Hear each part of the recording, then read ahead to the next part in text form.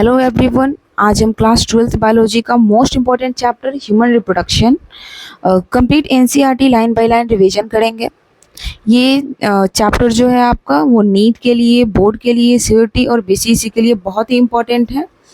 तो इसे आप इस वीडियो को आप एंड तक ज़रूर देखिए। तो चलिए स्टार्ट करते हैं आज का जो हमारा चैप्टर है, that is human reproduction.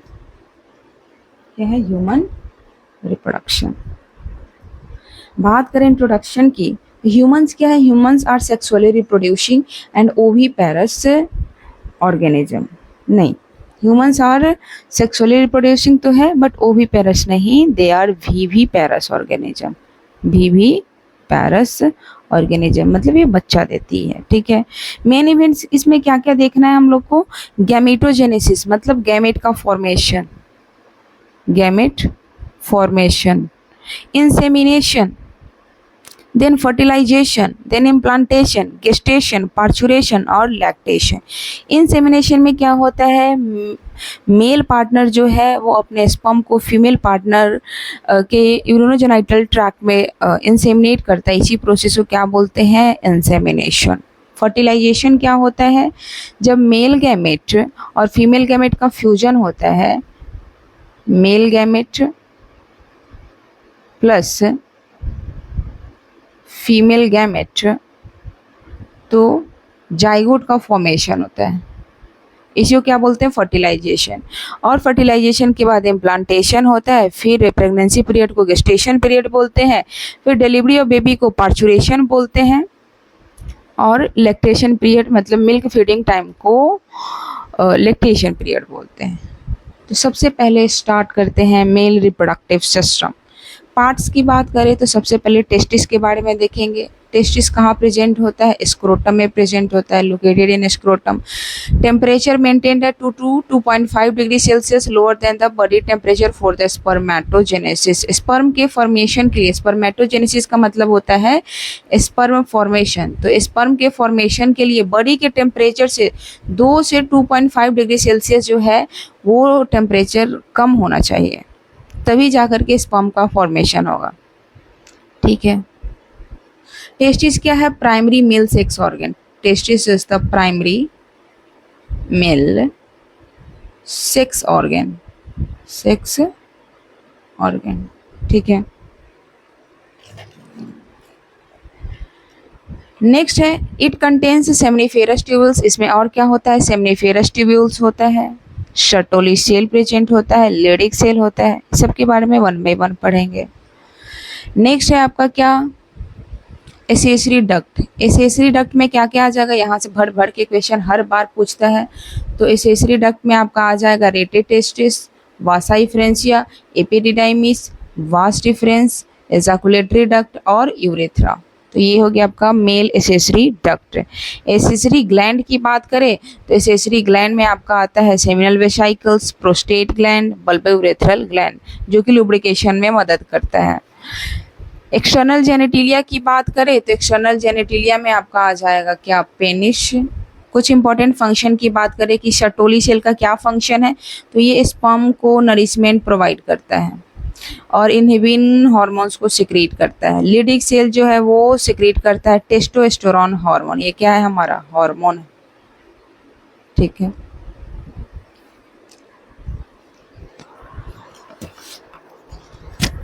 Next है आपका स्ट्रक्चर ऑफ स्पर्म। क्या है? Structure of sperm. स्पर्म का स्ट्रक्चर देखते हैं। सबसे पहले बात करते हैं इसके पार्ट्स के बारे में। तो स्पर्म में कितने पार्ट्स हैं? तो पार्ट्स की बात करें तो सपोज डेट ये हो गया आपका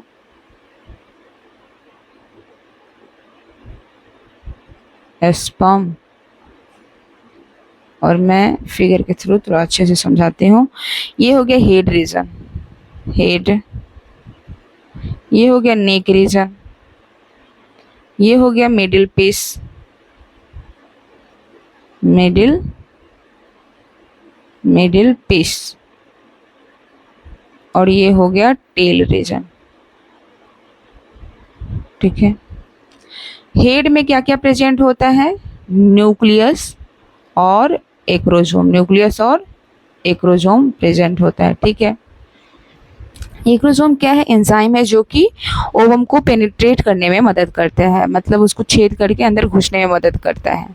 नेक रीजन है, और देन मिडिल पीस में जो है वो माइटोकॉन्ड्रिया प्रेजेंट होता है जो कि एनर्जी प्रोवाइड करेगा। माइटोकॉन्ड्रिया का काम क्या है? एनर्जी प्रोवाइड करना।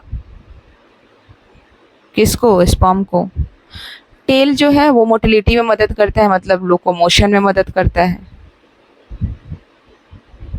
एक जगह से दूसरी जगह जाने में मदद करता है।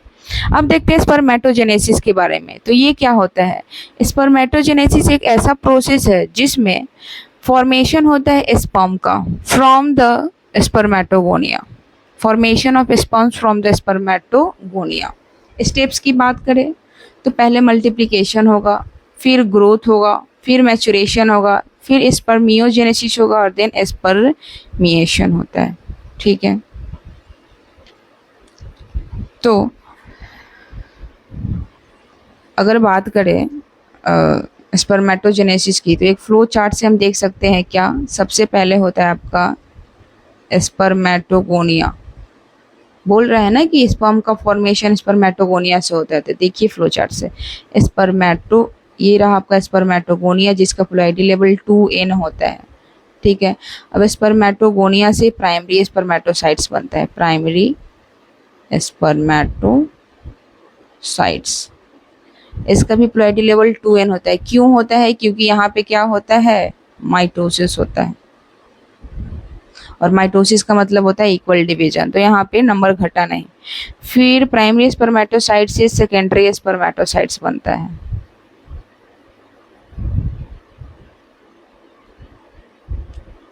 ठीक है, और सेकेंडरी स्पर्मेटोसाइट से स्पर्मेटिड, और देन स्पर्मेटिड से स्पर्मेटोजोआ बनता है, स्पर्मेटोजोआ। ठीक है, तो सेकेंडरी स्पर्मेटोसाइट्स का फ्लूइडी लेवल n होता है। क्यों? क्योंकि यहाँ पे मियोसिस होता है, और मियोसिस का मतलब होता है रिडक्शनल डिवीजन। तो रिडक्शनल मतलब घटना, रिडक्शन मतलब घटना, तो 2n से अब n हो गया, तो यहाँ पे मियोसिस 1 होता है। सेकेंडरी स्पर्मेटोसाइट में फिर मियोसिस होगा, लेकिन यहाँ पे मियोसिस 2 होगा, मतलब फर्स्ट तो हो गया, सेकेंड।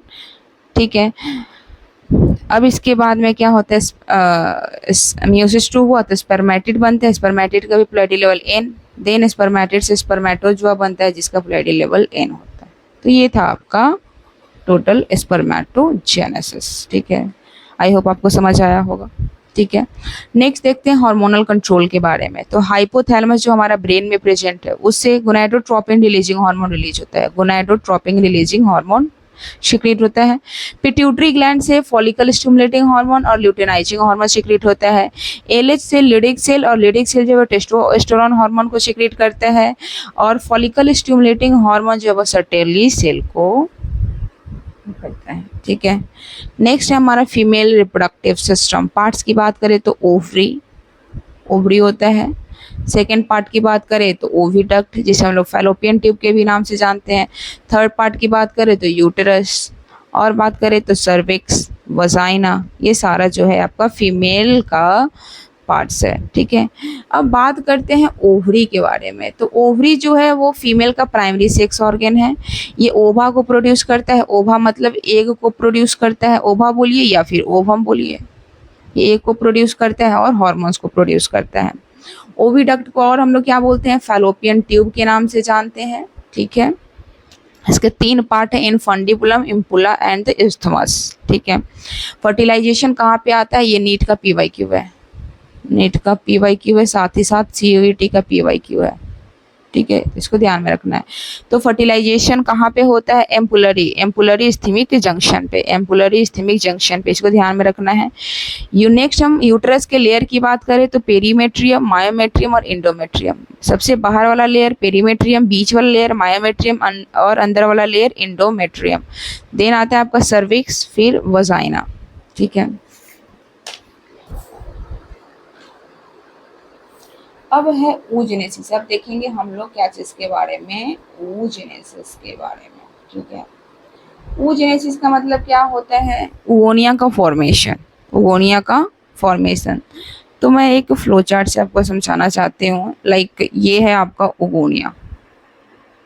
ओगोनिया का पोलैरिटी लेवल 2n। ओगोनिया में क्या हुआ, माइटोसिस हुआ, क्या बना, प्राइमरी oocytes। फिर उसके बाद में क्या बना, इसमें क्या हुआ, मियोसिस 1 हुआ, तो बना यहाँ पे सेकेंडरी oocyte। ठीक है, और सेकेंडरी oocyte के साथ में और क्या बनता है, first polar body, first polar body. ठीक है, और उसके बाद में फिर मियोसिस 2 होता है, तो क्या बनता है, ओवम, और उसके साथ में सेकेंड पोलर बॉडी। ठीक है, इसको ध्यान में रखना। यही आपका क्या, oogenesis, मतलब ओवा का फॉर्मेशन। देखिए लास्ट में ओवा और ओवम का फॉर्मेशन हुआ। ठीक है, तो इसमें क्या होता है, oogenesis में ओगोनिया का फॉर्मेशन होता है। Formation of ovum from the formation of ovum from the oogonia. Ovum का फॉर्मेशन हो रहा है ओगोनिया से। सबसे स्टार्टिंग में ओगोनिया है क्या, है ना, तो सबसे स्टार्टिंग में ओगोनिया। ओगोनिया से क्या चीज का फॉर्मेशन हुआ, ओवम का। ओवम को और क्या बोलते हैं, एग के नाम से जानते हैं और ओवा के नाम से जानते हैं। ठीक है, ये स्टार्ट होता है ड्यूरिंग द फीटल लाइफ। और primary oocyte arrested in prophase 1, इसको ध्यान में रखना है। प्राइमरी oocyte जो है प्रोफेज 1 में अरेस्ट होता है और सेकेंडरी oocyte जो है वो मेटाफेज 1 में अरेस्ट होता है। ये नीट का PYQ है। ठीक है, तो इसको ध्यान में रखना है। बात करें डिफरेंस की स्पर्मेटोजेनेसिस और oogenesis की, तो स्पर्मेटोजेनेसिस जो है वो कंटिन्यूअस प्रोसेस है वहीं पे, लेकिन oogenesis जो है वो साइक्लिक प्रोसेस है। स्पर्मेटोजेनेसिस में इक्वल डिवीजन होता है, oogenesis में अनइक्वल डिवीजन होता है। स्पर्मेटोजेनेसिस में लास्ट में 4 स्पर्म्स बनते हैं, लेकिन oogenesis में सिर्फ देखिए एक ओवम बना, 1 ओवम इज फॉर्म। अब देखते हैं मेंस्ट्रुअल साइकिल के बारे में। तो मेंस्ट्रुअल साइकिल क्या होता है, एवरेज ड्यूरेशन इसका कितना है, 28 डेज। फेजेस की बात करें तो मेंस्ट्रुअल फेज होता है, फॉलिकुलर फेज होता है, ओव्यूलेशन होता है, और उसके बाद में क्या आता है, ल्यूटियल फेज आता है। क्या आता है, ल्यूटियल फेज। 1 बाय 1 देखते हैं। मेंस्ट्रुअल फेज जो है 1 to 5 डेज रहता है। मैच द फॉलोइंग क्वेश्चन में पूछता है, जहाँ पे इंडोमेट्रियम लाइनिंग का ब्रेकडाउन होता है, बहुत इंपॉर्टेंट है। फॉलिकुलर फेज में क्या होता है, फॉलिकल स्टिमुलेटिंग हार्मोन्स जो है वो स्टिमुलेट करता है फॉलिकल्स को, और यहाँ पे एस्ट्रोजन का जो लेवल है वो बढ़ जाता है। नेक्स्ट है क्या, ओव्यूलेशन पीरियड। ये डे 14 पे होता है, जिस टाइम एलएच सर्ज होता है। ठीक है, ट्रिगर्ड बाय एलएच सर्ज। ठीक है, नेक्स्ट है ल्यूटियल फेज। ल्यूटियल फेज में क्या होता है, कॉर्पस ल्यूटियम बनता है। क्या बनता है, कॉर्पस ल्यूटियम, और प्रोजेस्टेरोन हार्मोन का सिक्रीशन होता है। अगर फर्टिलाइजेशन नहीं हुआ, if fertilisation does not occur, तो कॉर्पस ल्यूटियम डीजेनरेट कर जाएगा। ठीक है, और मेंस्ट्रुएशन स्टार्ट हो जाएगा। अगर फर्टिलाइजेशन हो जाता है तो कॉर्पस ल्यूटियम डीजेनरेट नहीं होगा और मेंस्ट्रुएशन बंद हो जाएगा। ठीक है, तो ये था आपका इजी कंसेप्ट मेंस्ट्रुअल साइकिल के बारे में। अब देखते हैं कि मेंस्ट्रुअल साइकिल के बाद में फर्टिलाइजेशन एंड इम्प्लांटेशन। फर्टिलाइजेशन में क्या होता है, फर्टिलाइजेशन में फ्यूजन होता है स्पर्म और ओवम का। स्टार्टिंग में ही मैंने बताया कि स्पर्म और ओवम का फ्यूजन होगा तो क्या बनेगा, जाइगोट बनेगा। और क्या बनाता है, जाइगोट। जाइगोट का पोलैरिटी लेवल 2n होता है, मतलब डिप्लॉयड।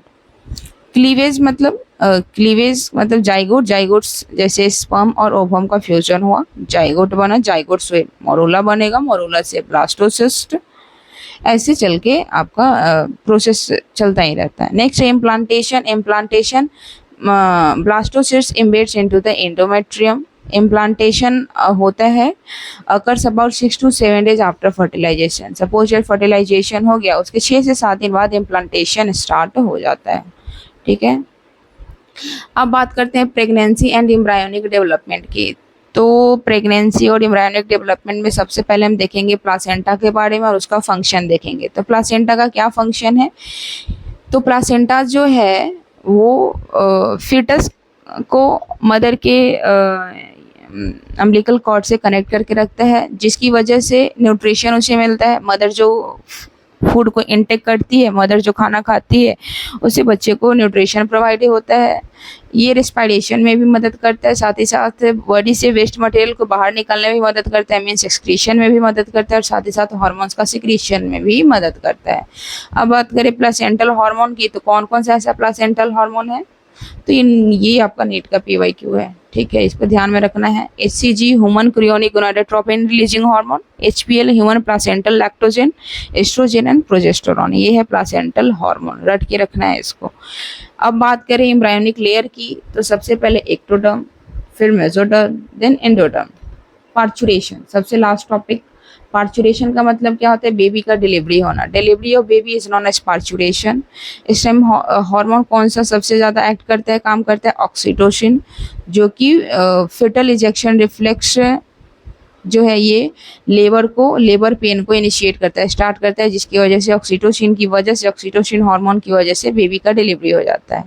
अब देखते हैं लैक्टेशन के बारे में। लैक्टेशन में कोलेस्ट्रम एक टर्म आता है। कोलेस्ट्रम का मतलब क्या होता है, मदर का जो फर्स्ट मिल्क होता है उसमें कोलेस्ट्रम प्रेजेंट होता है, और उसमें भरपूर मात्रा में एंटीबॉडी प्रेजेंट होता है, जो कि बेबी के इम्यून सिस्टम के लिए बहुत इंपॉर्टेंट है, ठीक है। नेक्स्ट बात करते हैं हार्मोन्स की। तो हार्मोन्स में प्रोलैक्टिन हार्मोन जो है वो मिल्क का प्रोडक्शन करता है, और ऑक्सीटोसिन जो है वो मिल्क का इजेक्शन करता है। तो आपका चैप्टर यहीं पे एंड होता है।